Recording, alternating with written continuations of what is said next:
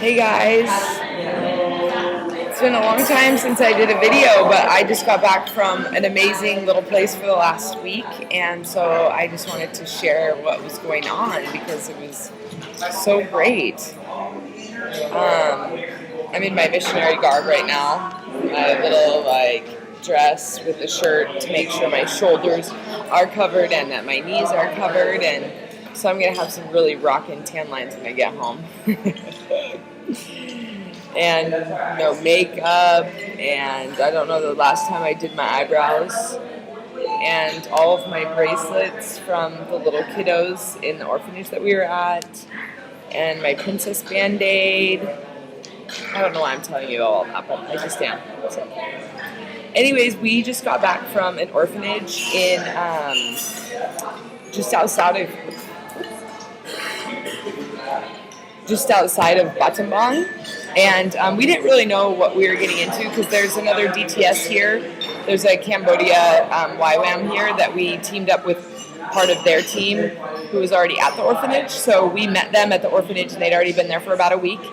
And so we didn't really know. We heard it was a state-run orphanage and that was about all that we knew. And we walked into the place and, oh man, if anybody wants to know how to run an orphanage, you need to talk to the pastor that was there. His name's Vani.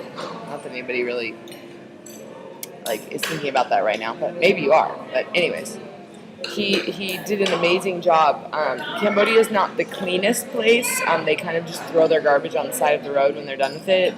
But this place was spick and span. The children kept it really clean. But there's 29 kids. There's 15 girls and 14 boys from the ages of 4 to, I think Sun, who was the oldest, it was 21.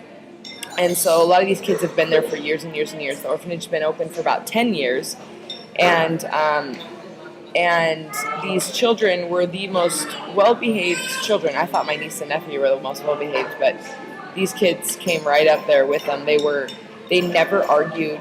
They never fought. They just were like the most selfless children ever. They did their chores without being asked. They showed up on time to everything. They helped cook. They helped clean. They helped do the dishes. They helped do chores. And just the whole environment of the orphanage was not what you thought the environment at an orphanage would actually be, because you think of an orphanage in a third world country and it's sad and but the thing that was about this orphanage was that the man that ran it was a Christian, and he loved Jesus, and he taught all these children to love Jesus. So in this Buddhist nation where most of them claim Buddhism, where there's no hope, there's no, you hope that you do good enough in life that your karma keeps you from coming back as a flea or something. But there's just not a lot of hope in this nation. The people, when they smile, you would think that they were the most joy-filled people in the world, but it's a nation really filled with no hope. But this orphanage was so filled with hope because all of these kids love Jesus, and so they ran their own worship sets, they prayed, they taught, and so it was amazing. We ate well, we took bucket showers, which was phenomenal. I'll post a little video. I think I got one. We cooked over open fire. We slept on a linoleum floor. We had a little straw mat thing, and slept under mosquito nets. And it was unbelievable. It was crazy. And this place was phenomenal. We ate amazing food. I ate pig intestine. It was interesting. It was kind of chewy. And there was a day we all helped cook food, and we always had a Cambodian or a Khmer person. That's what they're called. They're called the Khmer. They speak Khmer. But we always had one of them to help us cook the rice, because you're cooking rice over open fire, and it's a lot of rice, and I would definitely burn it. So they were really good at keeping the fires going. But one day I was helping with lunch, and one of the girls set down a bag, and you just have to kind of know that you're hungry, and so you want to eat food, and just don't really pay attention to the way that things are being made, because you just need to eat it, and just so that you won't get sick. And I haven't gotten sick. But she just dropped this bag on the table and said, "Lou, will you cut the meat?" And I opened it up, and it was a hunk of pig that still had the skin on it, and so there was still hair on it. And I have not done anything. I have served here more than I've ever served, so gladly, but I just asked one of the girls, Bia, I said, Bia, can you cut the meat? Because I can't do it. So maybe I'll get to that point, but I couldn't cut the meat. And yeah, unfortunately, I felt a little bad about it, but I just helped cut up the vegetables and do some other things. So maybe I'll get there. But they cook like whole animals, and they eat the whole animal. So sometimes you'll get a fish, and they'll just chop it up, and then fry it up, and then give it to you. And so it's like a how do you call that? A cross section of a fish, and then you eat it, and it's actually really good. Even with the skin on it, it's good. But this orphanage was just unbelievable, and you see these orphans, and you just think sadness, but they were filled with so much joy because they knew Jesus. They had hope, and they were happy. They were always happy. And we got to teach them. We got to teach them about some, like, this is very much a nation of shame. And so we got to, like, talk with them about, like, they're all orphans, and a lot of their parents have left them or they've died, and they're not super emotional people. So we got to walk them through some stuff and pray with them and, like, basically help them to get free of a lot of, like, old wounds and stuff that they've been carrying, and that was really fun. And then, they were just phenomenal kids. We got to teach them English. They got to teach us Khmer. So if I was to say thank you, I'd say Akun Charan. Actually, that means thank you very much.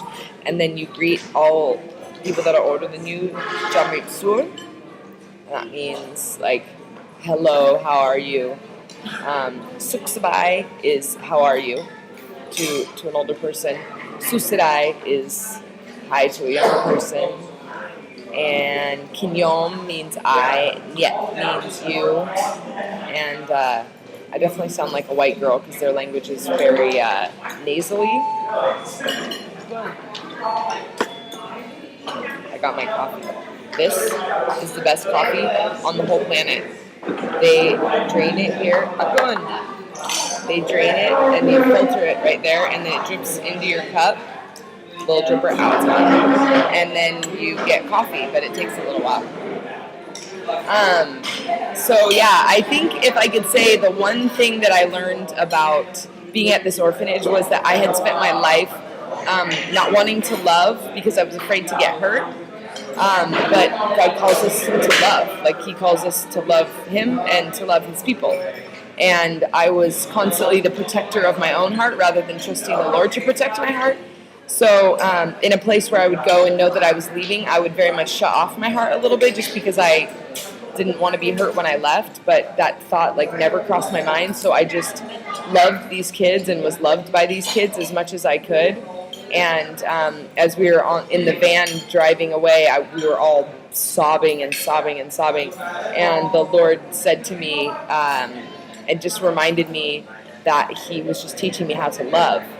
And so that was my grand revelation of the orphanage, was just learning to love all the way, all the time, because that's what the Lord asks us to do. And it's actually really phenomenal and really amazing. And I definitely know that this trip is learning constantly, but that's what I learned from this. And it was amazing. If you want to know anything about the orphanage, I can totally tell you more, but it was phenomenal. I hope you all are doing well. I have to go now because I am teaching a health and fitness class, and I have to create a curriculum because I'm the school teacher and I don't have a curriculum, so I'm creating a curriculum.